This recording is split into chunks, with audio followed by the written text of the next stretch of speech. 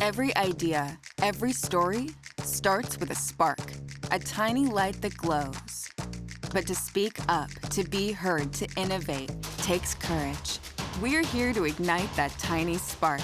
We're here to foster Canadian voices, our narratives, our ideas. We're here to spark courage. Our logo is a showcase for our culture, our storytellers, our innovators, and it reflects our creators and communities. The Spark is a catalyst to push boundaries, to drive the future, and for Canadian voices to be heard on a global stage.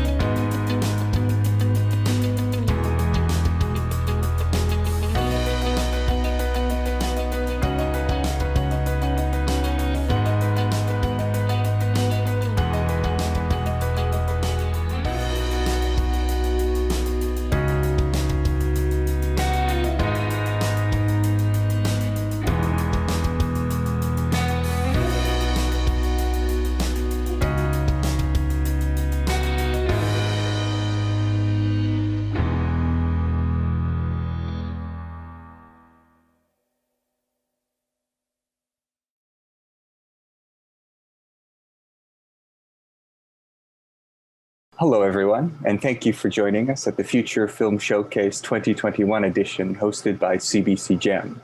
My name is Zachary Goldkind, and I'm the lead programmer of the festival. I'm very happy to be joined by Qiuli Wu for a small conversation about not only their film featured in our program this year, but their whole body of work.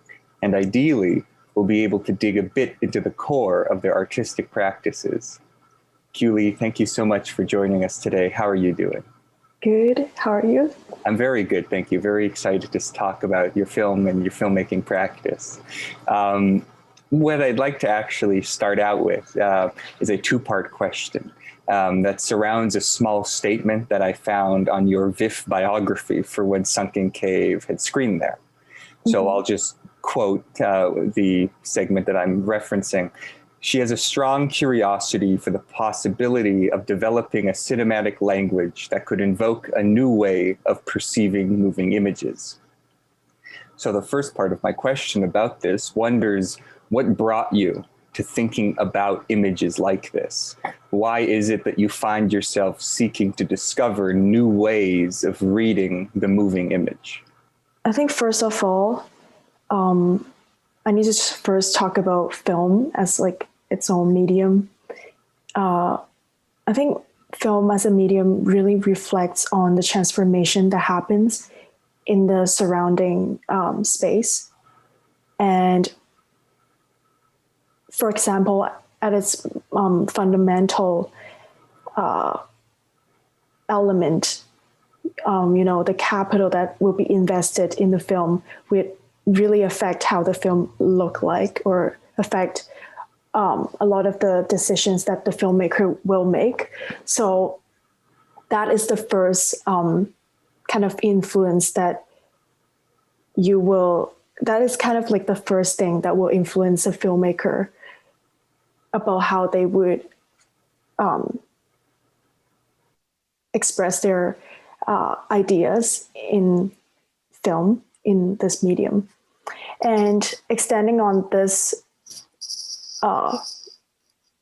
idea of like reflecting from the surrounding, just from the start, like the pre-production of the film making process.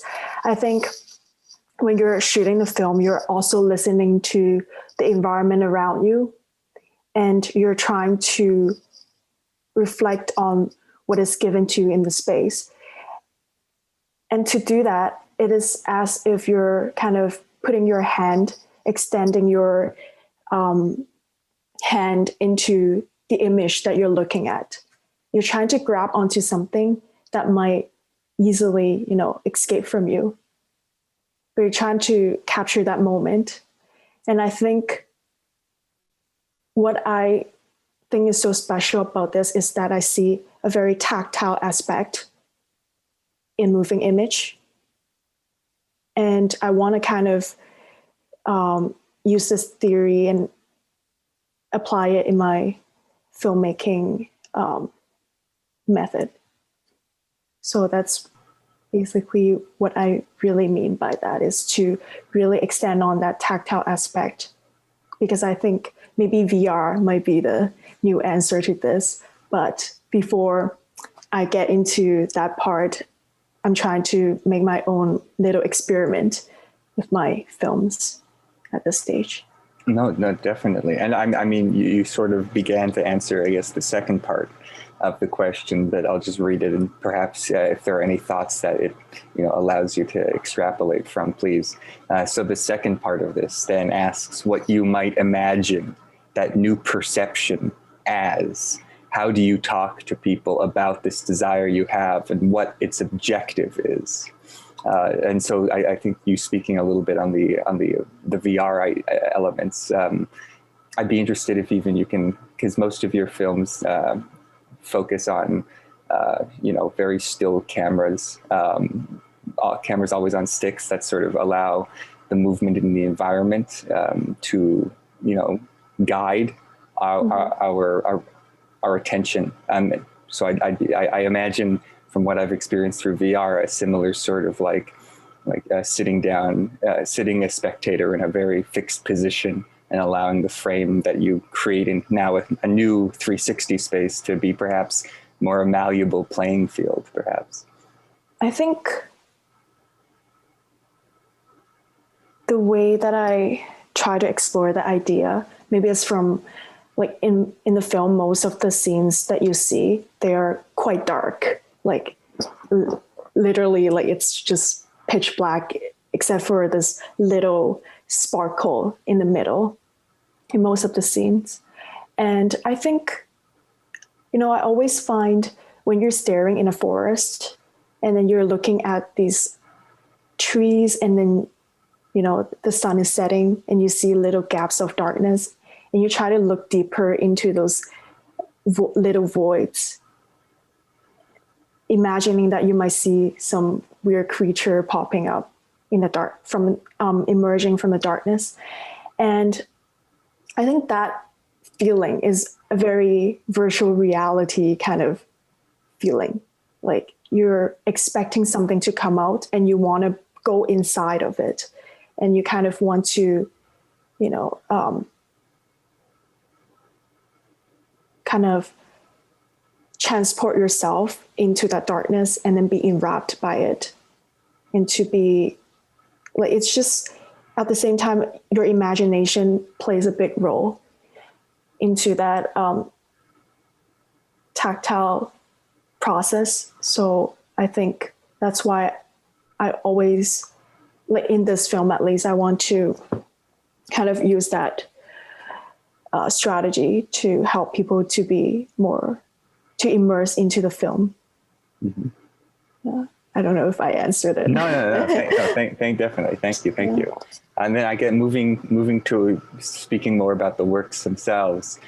Through your three films, The Walls, Goodnight Moon, and Sunken Cave and A Migrating Bird, it pointedly feels like your interests lie in the representation of space and or environments as a fragmented puzzle that lives simultaneously in the past, the present, and the future. Characters don't live in time because their world is splintered through all of it at once. So I wonder for you, where does the environment in your films live in your imagination? When you go to light and set deck these spaces, what kind of feeling and history are you looking for? I think when I was kind of visiting that area, like doing location scouting for my film, I was kind of observing that neighborhood, and it was a very weird experience because I see this two long, like extending rows of 6-story buildings, and they're kind of like located side by side. But in the middle of these buildings, you'll see oblong of gardens. But it's kind of like a mixture between like a garbage land and a garden, because people would just, you can actually kind of trace back, like when you look at the whole landscape, you can kind of imagine how the designer of the whole space was thinking at the time. Probably they're thinking, people are going to come into this garden and, have a great time and just have leisure, like enjoy their leisure activities here. But unfortunately, the whole area just becomes that, like, the gardens would be dumped with garbages and you can see rats running around. Mm-hmm. And also, like, this weird part about the space was that you see these kind of ancillary buildings that looks like a reversed L that is kind of like coming out from the big building. And you kind of start to think, what is that like whole thing about? And when you observed longer, you start to see people going into that reverse L building, and you start to realize it's actually a elevator that they built for the building. But because originally they didn't foresee that people would age and they would not be able to climb the stairs in the future. So that's why they didn't design this part into the original blueprint.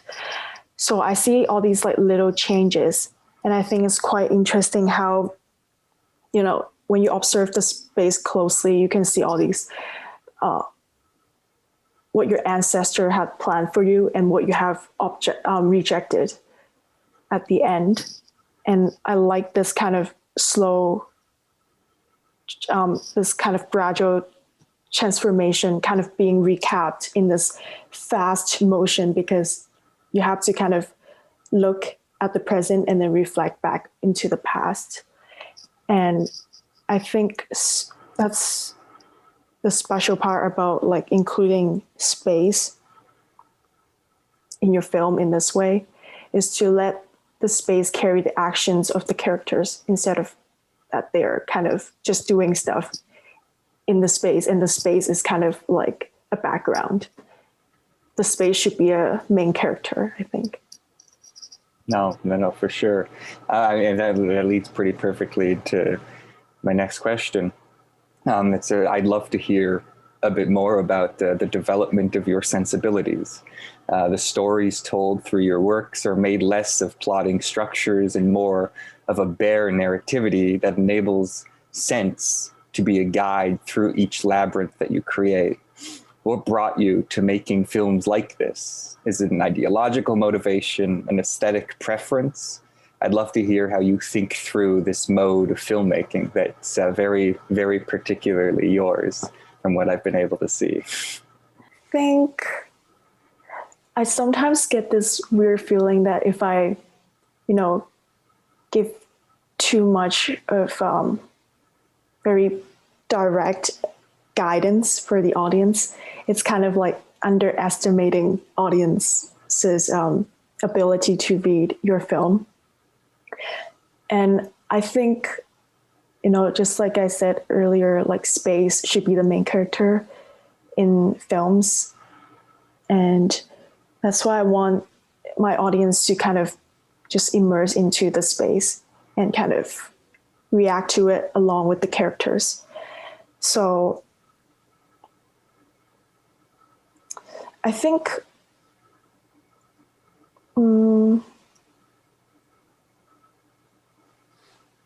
maybe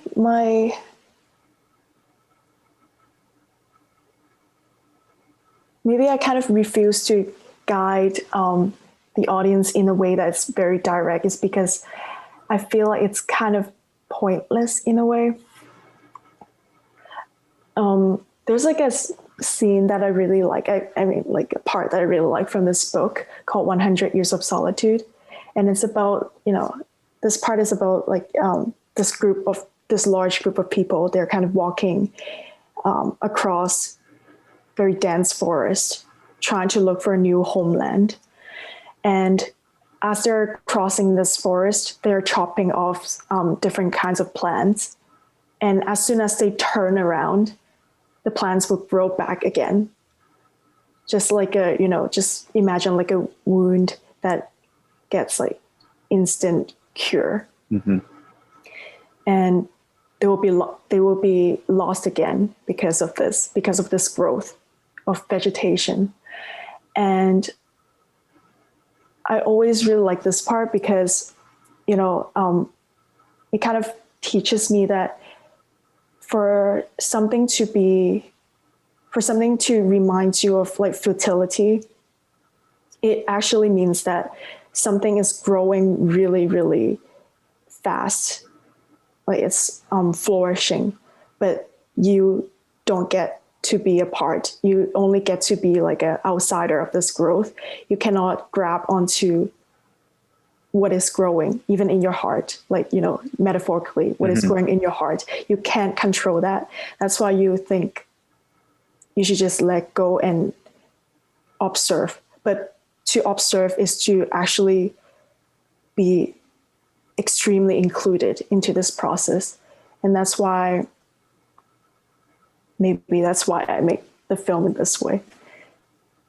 No, I think that offers a very beautiful insight that is also an empathetic one primarily. What you say to me sort of, rings as sort of a desire for agency in the audience, a desire for them to, make the decisions for themselves with regards to how they interact with the images that you put on screen before them. And I think, I'd be interested to sort of like hear about your thoughts on the relationship between your audiences, the various audiences that have the opportunity to see the film. I know obviously you've screened at VIFF, and I also know you screened at the Slow Film Festival, which obviously has its own very particular audience. And now with FOFS, this film will be available across wide to the entirety of Canada through our main media institution. So I'm curious to hear sort of your, I guess maybe hopes, but maybe just sort of lingering ideas about the way in which you want audiences, or not even want, the way in which you kind of perceive audiences to interact with the work. I wouldn't I don't have like a specific, so-called like a guidance for how audience should perceive this film. But I do think try to be more patient with, this film, because just like, you're walking in a labyrinth. You sometimes get scared that, you don't see, the final exit to the outside world. But it's okay. For this film, it's just going to be 11 minutes and you're just going to be trapped there for 11 minutes. So just be more patient. And that's all I can say. No, I think that what that opens up is to just, I guess, a last question. Is regarding, at least in Sunken Cave, we're constantly seeing, we're experiencing and discovering this, this world, this main character through the eyes of two children predominantly, and specifically like almost in simultaneity with them because of the way in which they guide the light that offers both themselves and our sort of accessibility to the textures of your world. So I guess my question here is, why the children's perspective specifically? Why look at it through kids? I think it kind of is echoing back to my own childhood memories, because when I was young, I liked to just walk around, in the building and see what I can find. The little jewels in the abandoned sink. It's like those tiny little things that I would like to look for when I was young. And I really it also has to do with the plot, because I want to portray this feeling of that they're kind of innocent about the world in a way that they don't understand that, the action, the act of trying to free something is actually putting it into another prison. For example, when you see the whole sequence about the fish, I think that's like a good example of what I mean by that. Mm-hmm. And I think that's why I want to I think that kind of innocence will only happen few times in one's lifetime. And I think childhood is one of the place where these experiences will kind of occupy the whole space. So that's why I think the two siblings is a good choice of like a person who would embody this whole experience in the space. Mm-hmm. No, definitely. You know, as kids, they exist in almost a transience, and so for that to reflect really acutely through the space that they occupy, I think gives the whole film its very dense and consistent fluidity, which is a wonderful experience that I hope our audiences are able to, you know, take advantage of and appreciate, because the film is obviously now streaming on CBC, Sunken Cave and A Migrating Bird. Qiuli, thank you so much for joining me here today, joining us here today. And I hope you have a great rest of your festival. Thank you very much. Thank you.